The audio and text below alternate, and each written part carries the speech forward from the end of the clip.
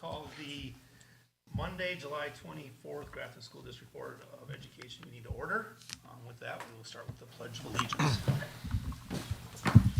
I pledge Allegiance to the flag of the United States of America and to the republic for which it stands, one nation, under God, indivisible, with liberty and justice for all. All right. Consent agenda.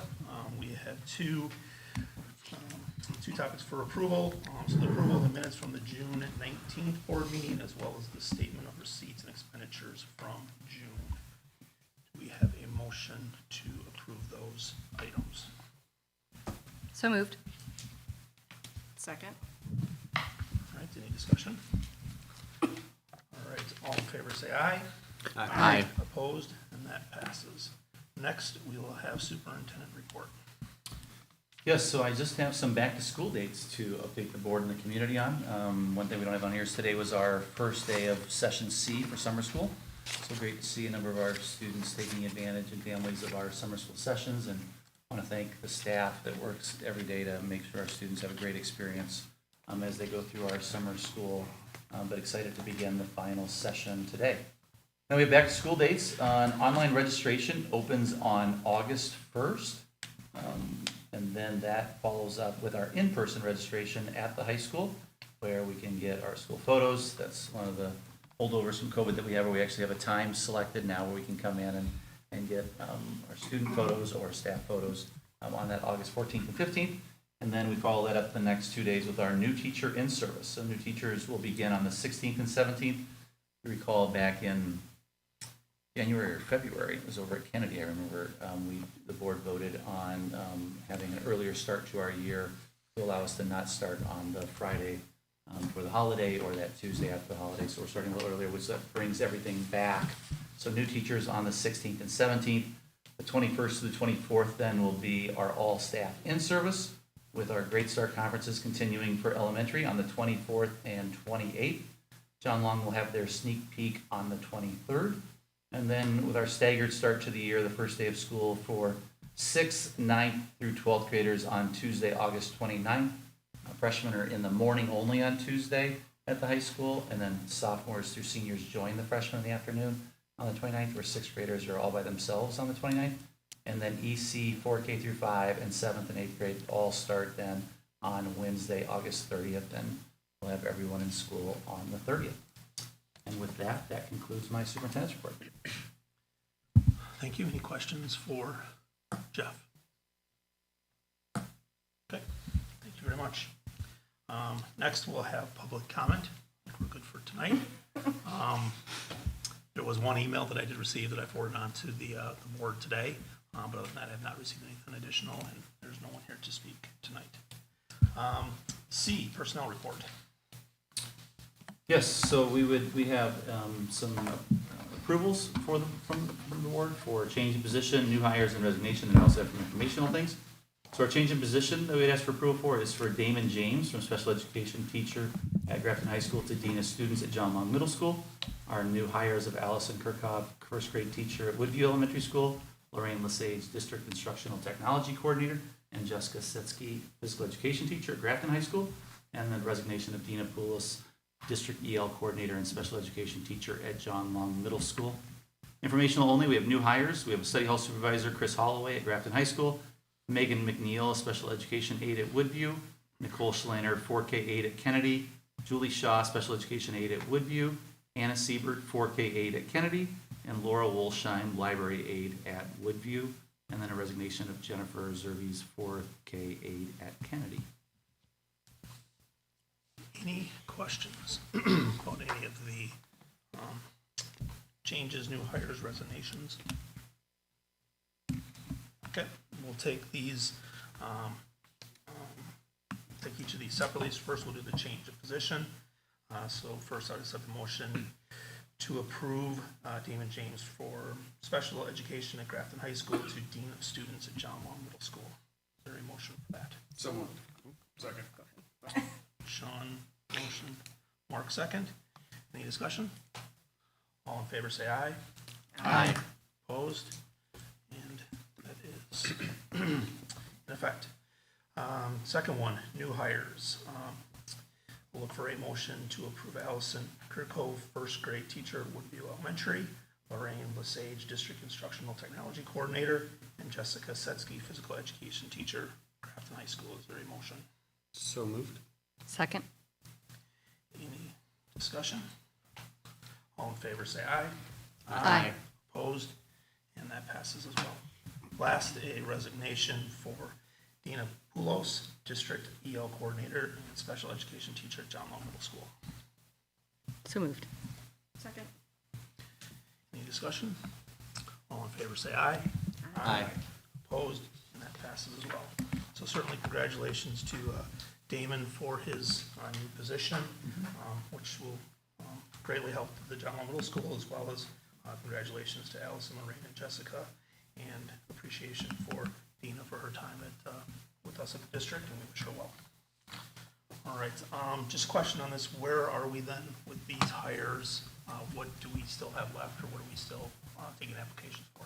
So we met with a finalist for the high school special education position today. We have another special education teacher that we're hiring for at the high school that they've interviewed for and are still working through that. The middle school still has a special education opening that is open. There's a part-time science at the high school that Mr. Manti interviewed one person for earlier and is working through that. I believe support staff-wise, we are fully staffed across all of our buildings. Dr. Gunderson's wiggling. So three out of the four are, and Craig is still working magic. But support staff-wise, we're in a really good spot, and I think that's all of our education positions, teacher positions. Or is there? Oh, and math. Thank you, Mr. Manti. And math. We still have a math position open at the high school. So math at the high school, a special ed at the high school, a part-time science at the high school, and then a special education position at the middle school.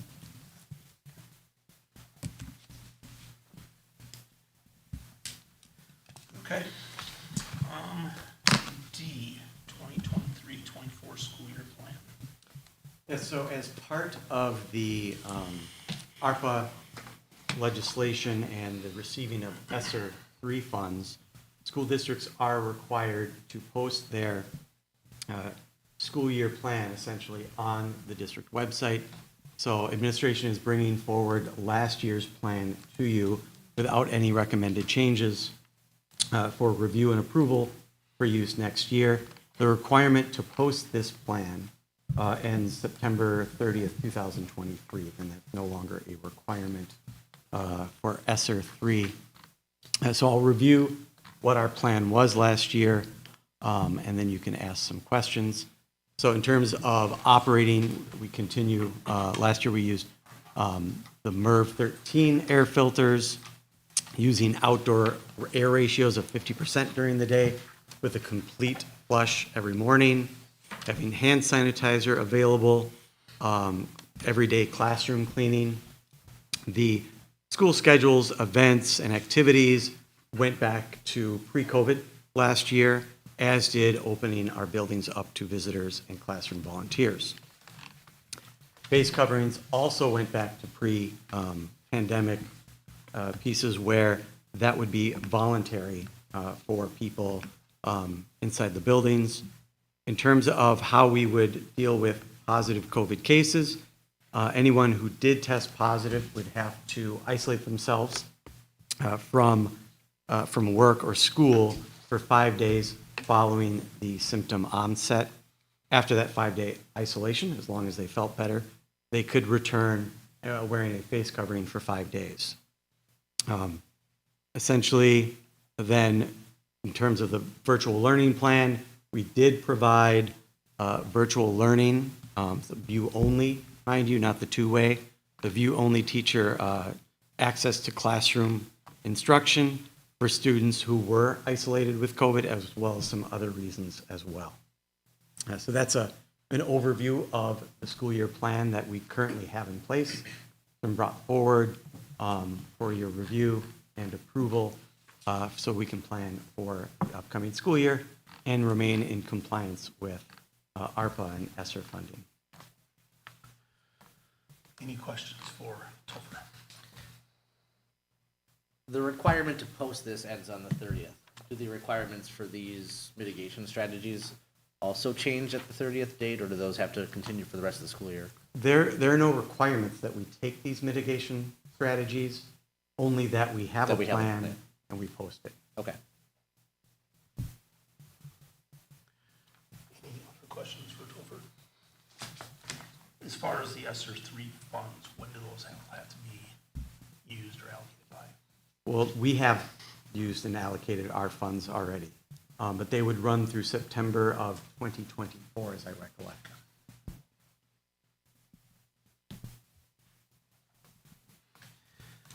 Okay, any additional questions?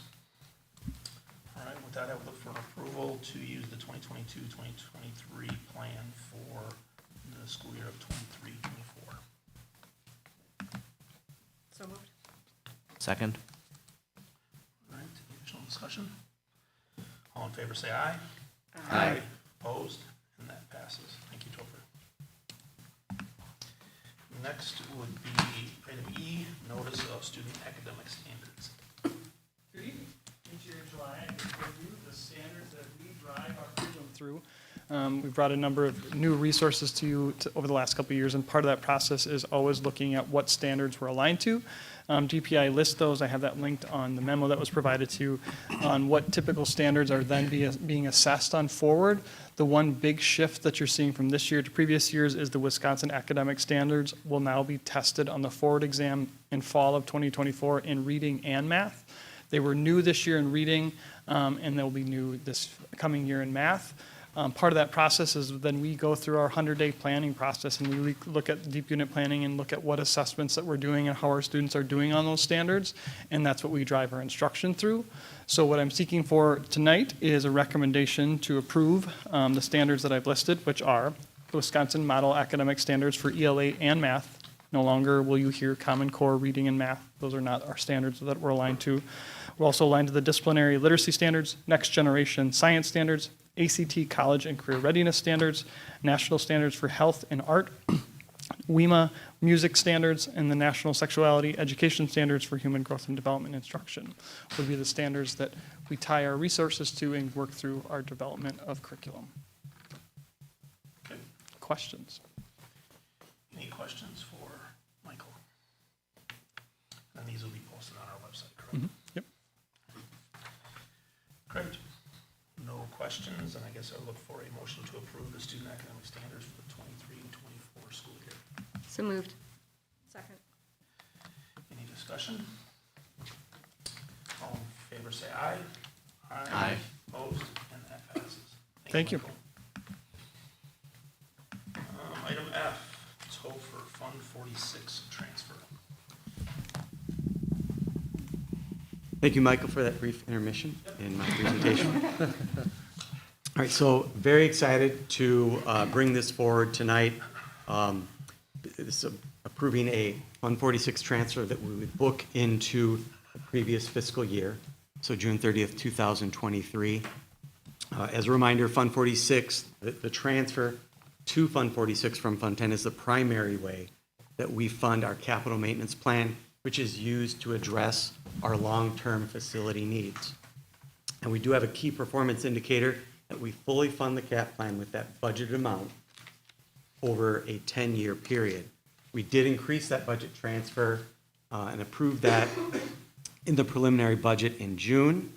Again, that amount went up in some part due to increased inflation. Now, board action can be taken here in July, up to July 31st, to book a transfer back into the prior year, again, into the 2022-23 fiscal year. This does allow, and this is part of the original legislation that created Fund 46 and made it available to districts. This allows districts to get a sense of what funds might be available because they're able to close the books, not completely, but to a large degree. This also, for us, allows us to strategically impact our shared cost to minimize the burden on using property tax money to fund our school.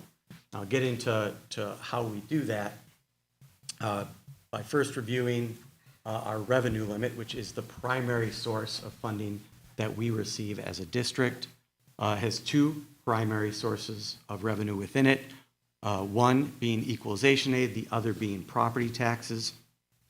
The more equalization aid we get, the less we rely on property taxes.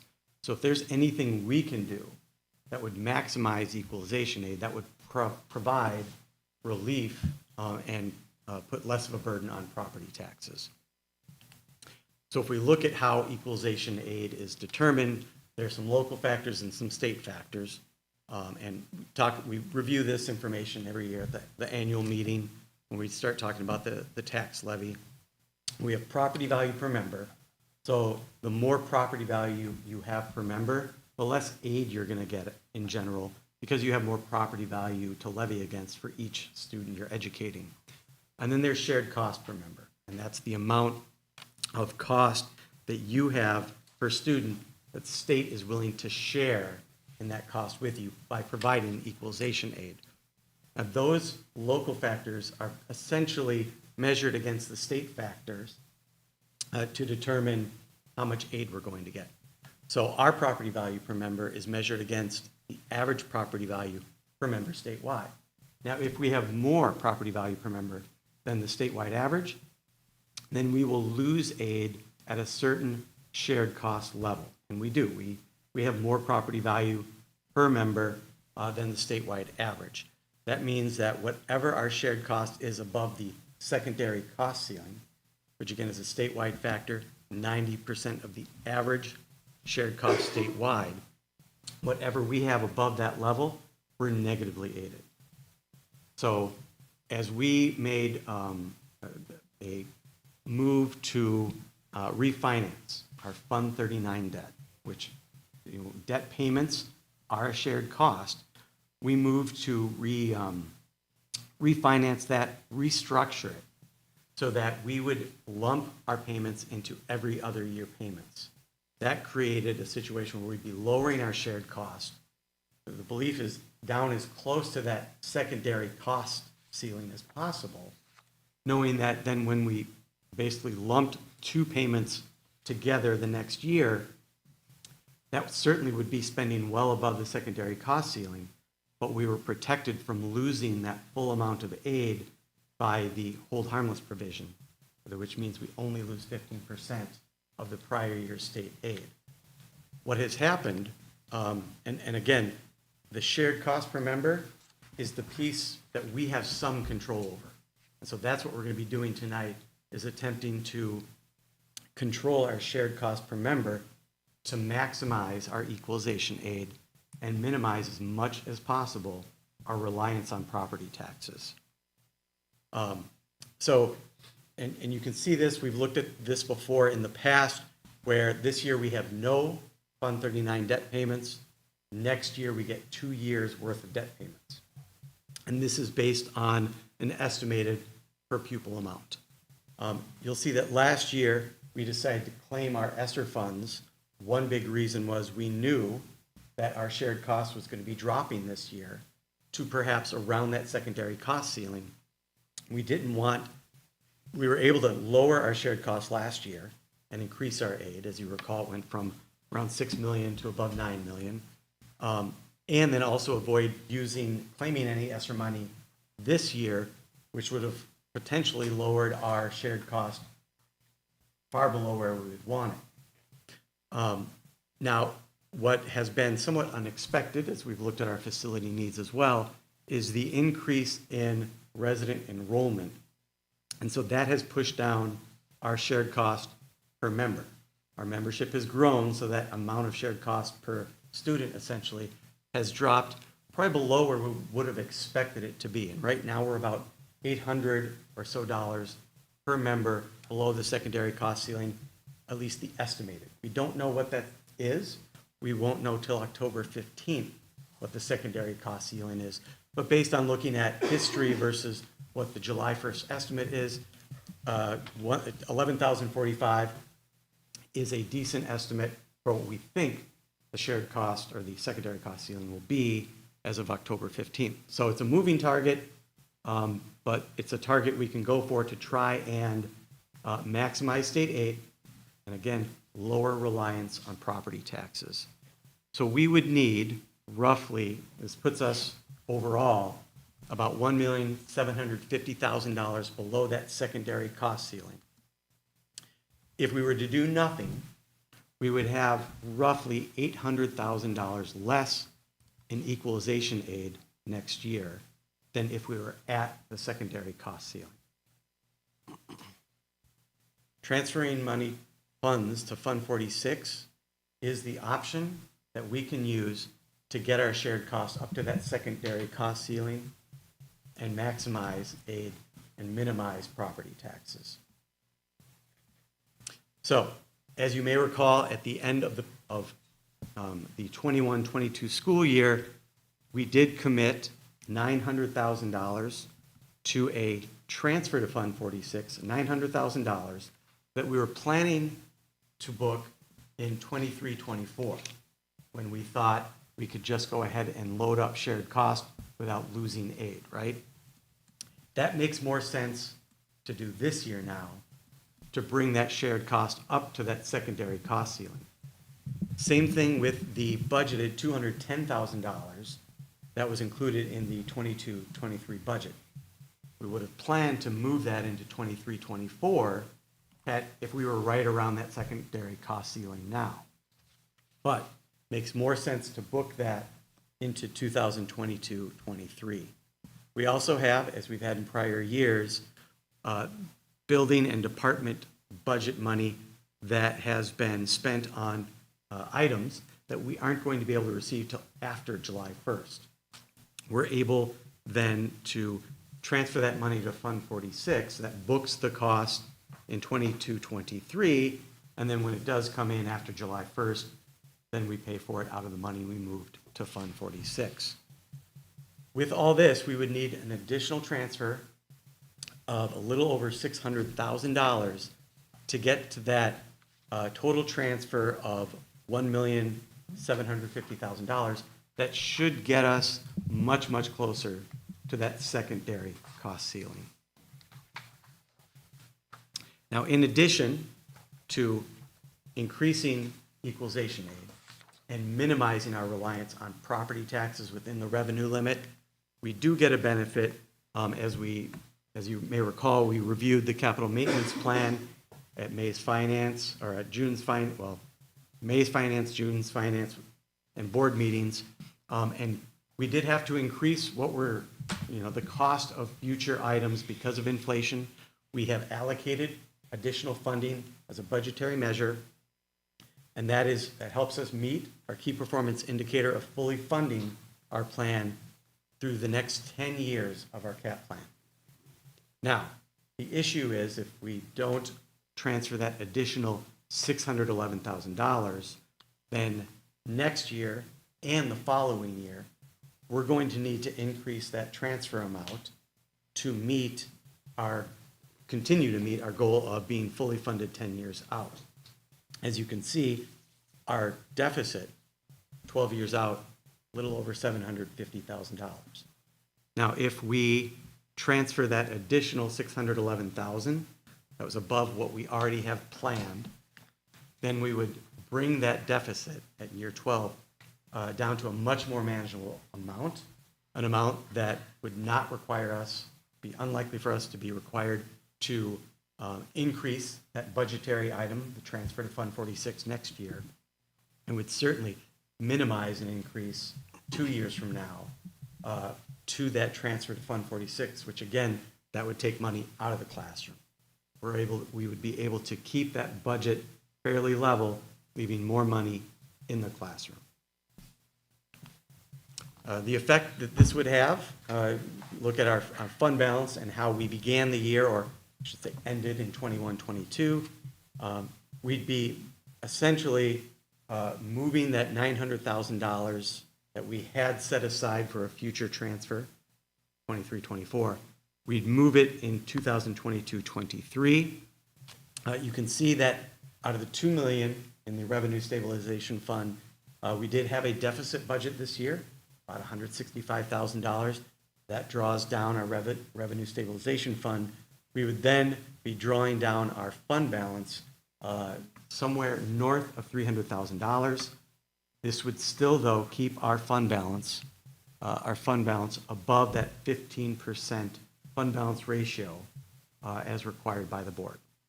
So in summary, by approving this transfer tonight, we would be maximizing our equalization aid with a potential decrease of $800,000 in the Fund 10 property tax levy.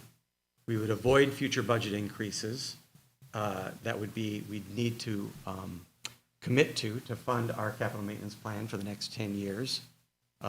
Again, dropping that deficit from $750,000 to roughly $150,000. We would decrease our unreserved fund balance by somewhere north of $300,000. That's an estimate right now, but our fund balance ratio would still meet the requirement of 15% of operational expenses.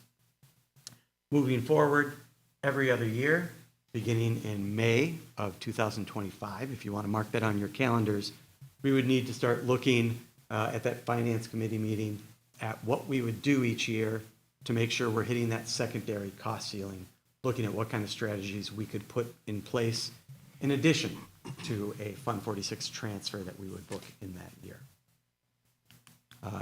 Any questions? Got one. Going back to the last slide, where's the bad news? Where's the trade-off? Why wouldn't someone do this? We would do this. I mean, this, I There's can't no think, negative consequence to doing it, the only negative thing is drawing down our fund balance somewhat. other than that. And it should, I mean, you mentioned it, Topher, but that $800,000 of equalization aid really is a property tax savings. Correct. I mean, that's where you go back to Otherwise, how high our, charge, how our right? revenue limit works, right? Right. If we can increase that amount, then in Fund 10, we're gonna levy less, right? So that, and that's how it's always worked. Our membership going down, claiming those ESSER funds, big reason why our state aid went up last year, which again, helped us lower our overall tax levy last year. Can you go back to the slide with the, Forward? when it runs the deficit with the extra in there? Oh, sure. So, This one? one more, Yeah, the one more cap. back. So it's like 153,000, Right, and which, I I mean, would think, over the next And couple it of pushes years, it we'll out. probably have some excess funds in the budget. I believe that just we have not booked the interest yet this year. And obviously, we have a decent amount in Fund 46 that's earning interest. Over the next few years, that might disappear Right. on interest earned alone, especially with moving the $900,000 into Fund 46.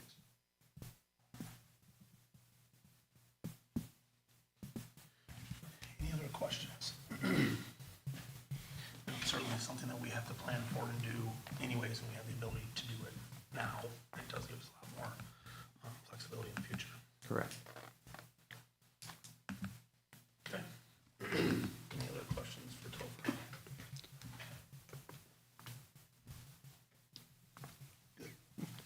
I'm good. All right, so there's two recommendations that come with this. The first recommendation for approval would be reclassifying the $900,000 of funds committed to a 23-24 transfer to Fund 46 to unreserved fund balance. Is there a motion for that recommendation? So moved. Second. Any discussion? All right, all in favor say aye. Aye. Opposed, and that passes. The second recommendation is approve transferring a total of $1,750,000 to Fund 46 for the 2022-23 fiscal year. Is there a motion for that recommendation? So moved. Second. Any discussion? All in favor say aye. Aye. Opposed, and that passes as well. Thank you very much, Topher, for bringing that to us and giving us some options and saving the taxpayers money. Thank you. All right, next we will have item G, which is the pay reports. Yes, we have two items. One has multiple that we'll read through, but one is from the Behavioral Consulting Services, Steve Caskey, donating two Toshiba eStudio 5018A multifunction printers, valued at approximately $8,000. Steve had emailed me, and I had put him in touch with Rick, and Rick had reviewed this and said this would be a great addition for us, for our, sort of office areas to be able to utilize these function printers. So appreciate Steve reaching out and donating them to us. And then we also have from Kennedy Elementary School Playground, their donation report, with multiple people donating in the hopping level. Pace Industries for $500, Regina Schindel, $500, Jamie and John Lubner, Grand Greg Kepton, hopping, $225 from Jamie and John, $275 from Greg. Mueller Funeral Homes, hopping, $500, Port Washington State Bank, $1,000, Kevin and Sarah Cooper, $1,000, and Neil Straith, $500. We would ask for the board approval for all those donations. All right. Do we have a motion for the approval of the gift report? So moved. Second. Any discussion? All in favor, say aye. Aye. Opposed? That passes, and we thank all parties for their generosity and support of our school district. Yep, we will send a letter on behalf of the board, thanking them. Thank you. All right, that takes us to adjournment. The Board of Education will consider a motion to convene in closed session pursuant to Wisconsin Statute 19.85, Section 1, subsection C, considering employment, promotion, compensation, or performance evaluation data of any public employee over which the governmental body has jurisdiction or exercises responsibility for purpose of, 1, considering performance-related data of the superintendent, and 2, negotiating teacher compensation. Do we have a motion to go into closed? So moved. Second. We'll take a voice vote, Yes. Yes. Yes. Yes. Yes. and yes, we are in closed. Thank you.